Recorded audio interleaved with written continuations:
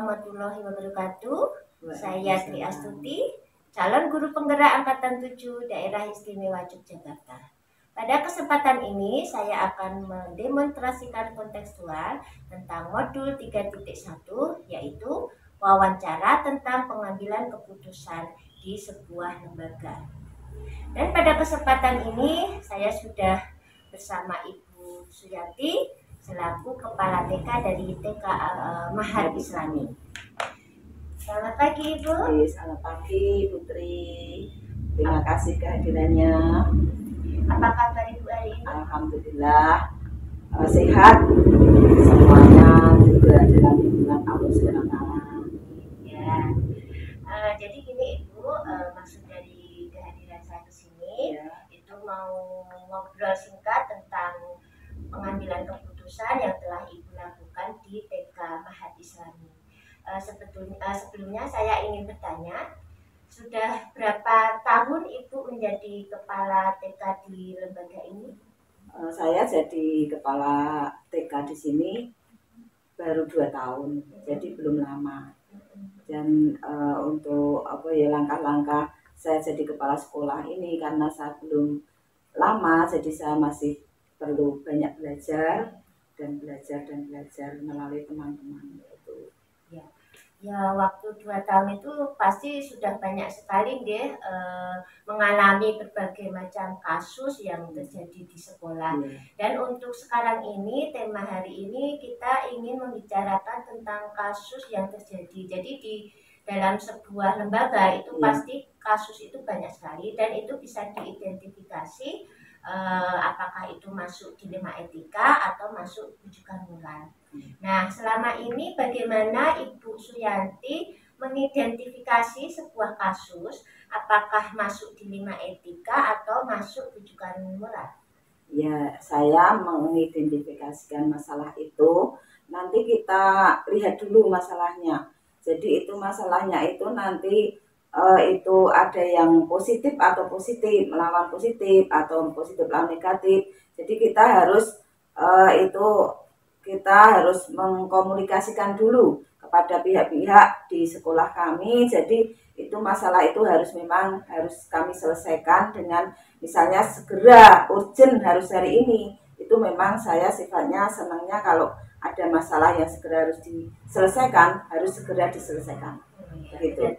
Berarti intinya mencari info gitu ya? Iya, jadi nanti kita mengumpulkan data-data atau mengumpulkan informasi dari masyarakat atau mungkin dari teman-teman sejawat atau mungkin dari wali murid kalau misal kasusnya kasus di dalam sekolah. Jadi mengumpulkan fakta tentang kasus yang sedang terjadi. Iya. Sekarang untuk selama Ibu menjadi kepala sekolah di Mahat ini, bagaimana Anda menjalankan pengambilan keputusan di sekolah Anda, terutama untuk kasus-kasus yang di mana ada 2 kepentingan yang benar dan mengandung nilai-nilai kebajikan. Pengalaman saya ya di sekolah kami itu memang saya itu kan di sekolah ini sudah ada terbentuk sebuah komite sekolah. Jadi komite sekolah itu sebuah wadah dari musyawarah kami ataupun kesepakatan kami dari kelompok kami yang besar ini nanti difokuskan ke komite. Jadi kalau saya ada masalah apa, misalnya contohnya ya di sini ini sudah tanya tentang masalah belum, Putri? Iya, nanti habis ini jadi nanti saya komunikasikan dulu ke komite, saya rapatkan dulu bagaimana baiknya nanti masalah ini segera diselesaikan. Terus itu kami bermusyawarah dulu. Kalau sudah bermusyawarah, nanti kita sampaikan ke kelompok besar. Kalau misalnya di TK ini ada masalah begini, jadi nanti semuanya tahu. Terus hasil dari keputusan itu juga kita dari musyawarah bersama. Oke, terus apakah selama ini pernah ada suatu kasus yang sudah Ibu tangani gitu? Iya. Contohnya ada. Ya di sini itu saya itu pernah ya. Jadi di sini itu saya mengajar di sini sebagai kepala sekolah ya maksudnya ya. Di sini itu selama ini saya itu dalam hal dekat ini ada suatu kasus ya, tapi yang saya rasakan itu kasusnya itu antara sekolah dan masyarakat. Jadi itu juga sebuah kasus yang dilema itu sama-sama punya kepentingan yang harus positif semua, negatifnya juga ada. Jadi itu saya memang saya mau bercerita di sini di TK kami itu punya aturan ya, kalau sekolah itu tidak boleh jajan. Ya, terus dari awal saya memang komitmen anak-anak itu tidak boleh membawa uang jajan. Tapi akhir-akhir ini itu ada salah satu dari warga kami ya terdekat dari sekolah itu ada yang jualan, dan jualan itu sifatnya itu yang dijual itu minum-minuman yang ada istilahnya pakai yang merah-merah kuning-kuning itu pewarna itu ya. Jadi itu kan kayaknya nanti untuk unsur kesehatan anak mengganggu. Jadi anak kadang ada yang merengek-rengek itu, kadang itu membuat kami juga kadang dibelikan itu juga saya juga jadi tantangan itu biar anak saya di TK itu sehat, biar ibunya juga yang jualnya sebenarnya benar karena dia mencari rezeki. Itu juga benar, anaknya juga karena mungkin dia anak kecil itu biasanya suka jajan ya. Jadi itu istilahnya anaknya juga benar. Jadi memang saya itu dilemanya begitu ya, wes itu saya ambil keputusan aja, pokoknya memang saya harus ambil sikap sebagai kepala sekolah, harus tegas. Jadi harus itu keputusan itu saya langsung saya putuskan, pokoknya itu nanti bersama-sama warga sekolah sini bahwasanya nanti anak tidak boleh membawa uang jajan. Kalau ada yang membawa uang jajan itu nanti diminta bu gurunya memang harus diteliti, diamankan kalau pagi hari itu ya, nanti diambil biar semuanya tidak terjadi apa-apa. Mungkin kalau yang belum saya alami itu mungkin saya mengkonfirmasikan dulu ke yang warungnya itu nanti agar supaya kalau ada jajanan ya jajanan yang sehat itu, jadi anak kenyang, tidak mengandung unsur yang membahayakan. Berarti dari kasus tadi yang jajan tadi itu Ibu Yanti sudah mengambil keputusan yang sudah dilaksanakan adalah untuk melarang anak membawa uang, dan kalaupun membawa nanti guru akan memintanya untuk sementara. Sementara. Nah, untuk bisa mencapai ke keputusan seperti itu langkah yang Ibu Yanti lakukan itu apa? Ya, langkah-langkahnya kita musyawarah dulu sama kan kalau anak-anak biasa kalau pagi kan dikasih uang jajan itu, jadi nanti kan walinya saya kumpulkan dulu itu dari komite dulu aja, terus nanti kelompok kecil bahwasanya kita itu supaya itu ya istilahnya anaknya itu tidak boros, juga di samping itu tidak boros kan anak dianjurkan bisa menabung setiap hari, itu juga bisa membantu istilahnya untuk membantu kalau yang kekurangan biaya kan bisa untuk diambilkan di situ, itu juga dukungan yang positif ya. Jadi nanti itu tak musyawarahkan dulu, terus akhirnya semuanya setuju, jadi akhirnya sekarang kayaknya anak-anak jarang sekali bawa uang jajan, mungkin tinggal 1-2 itu kalau yang anaknya luar biasa, kalau enggak itu ya kayaknya insya Allah berhasil. Berarti keputusan yang Ibu ambil tadi sudah hampir 100% ya, sudah hampir 100% dilaksanakan semua, walaupun ya mungkin 90% gitu ya. Nah sekarang hal-hal apa saja yang selama ini Bu Yanti anggap efektif dalam pengambilan keputusan di sekolah? Ya, untuk pengambilan keputusan ini saya memang ya itu tadi yang saya ceritakan di depan tadi, secara efektif itu kita itu kalau ngambil keputusan tidak sendiri. Iya, jadi kalau sendiri itu mungkin saya langsung saja jawab itu nggak bisa.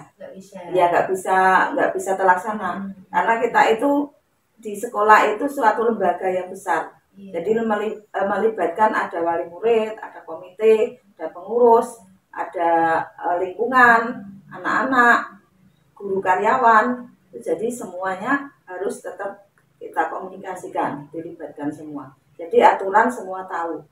Jadi tidak cuma satu pihak.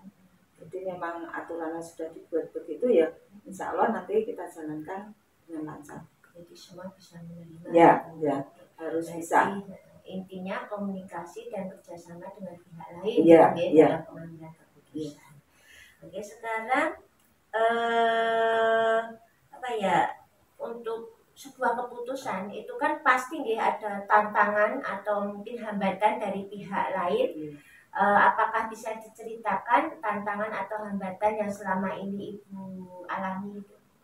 Yo, memang tantangan itu kadang kan orang tua itu kalau misalnya tentang tadi ya jajan ya, orang tua itu nggak mintanya anak itu diem, nggak usah nangis. Jadi tantangannya yo harus misalnya kayak kemarin ada pengalaman ini, minta jajan-jajan tuh yo akhirnya juga ada yang ngasih. Akhirnya gitu. Terus tapi itu kan juga harus apa ya? Itu jadi memang tantangannya kan kita harus mengkomunikasikan lagi. Jadi harus kita panggil lagi palingnya itu. Jadi terus yang tantangan yang untuk yang kelompok yang jualan tadi yang di masyarakat tadi kan jadi gimana ya istilahnya itu kurang penghasilan juga ya karena seharusnya kan anak-anak itu modal ya mungkin modal dari mereka asetnya untuk kalau di TK kan anak-anak kecil suka jajan. Nah itu kan jadi dilemanya kan itu ibunya kan jadi nggak bisa terbeli banyak itu loh berkurang itu iya. Jadi yo memang harus kita pahamkan karena memang di dunia pendidikan juga itu ada aturan dan ada suatu kesepakatan. Jadi untuk yang lain konsumen ya silakan untuk mencari yang lain. Gitu. Iya. Dan untuk tantangan tadi tentunya sudah ada solusi sendiri ya untuk menyelesaikannya gitu dan tidak sampai menjadi sebuah konflik yang besar gitu. Enggak, ya itu akhirnya juga nanti kalau misalnya ada konflik tapi selama ini belum ada, maksudnya dari pihak yang jualan itu enggak ada konflik. Jadi kalau tapi itu kemarin juga ada acara open house itu saya suruh jualan di sini, itu kan melibatkan anak-anak yang datang dari luar, nah itu juga tapi jajanannya juga jajanan sehat. Jadi kemarin, jadi saya beri kesempatan untuk hal-hal yang positif yang lain untuk mengembangkan usahanya itu. Berarti bisa untuk menutup tadi ya? Iya, jadi istilahnya kalau sini menutup untuk tidak jajan anak, lah itu di suatu kesempatan lain ada untuk kesempatan untuk dia berjualan. Dan kemarin saya wawancarai itu laris kemarin dia. Jadi dia kemarin yang grebek sinau yang itu sampah itu.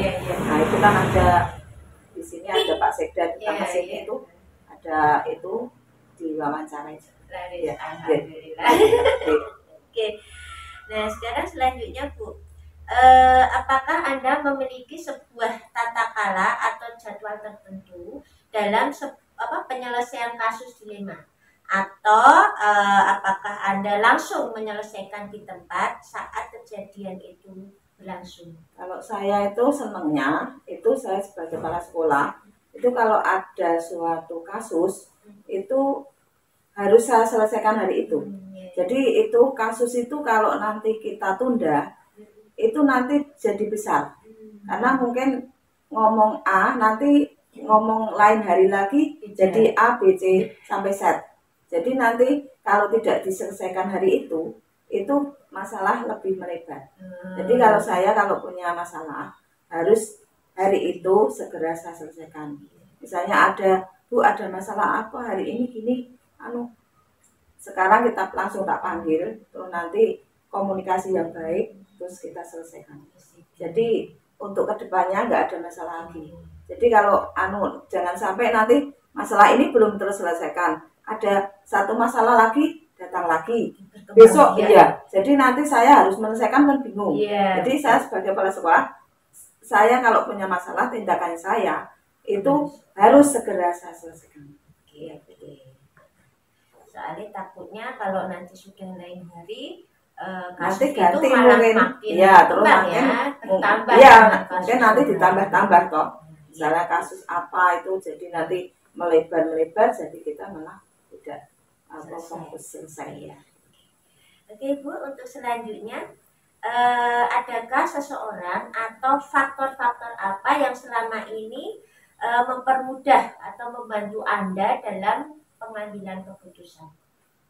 Ya, untuk pengambilan keputusan ini saya itu kalau semua itu masalah itu banyak ya, tapi kalau itu saya itu senangnya malah lewat itu, jadi lewat grup itu, jadi grup komite itu, jadi memang komite lah saya yang komite kan terdiri dari guru, karyawan udah masuk di situ, itu wajib, jadi guru, kepala sekolah, karyawan itu ada di dalam grup itu.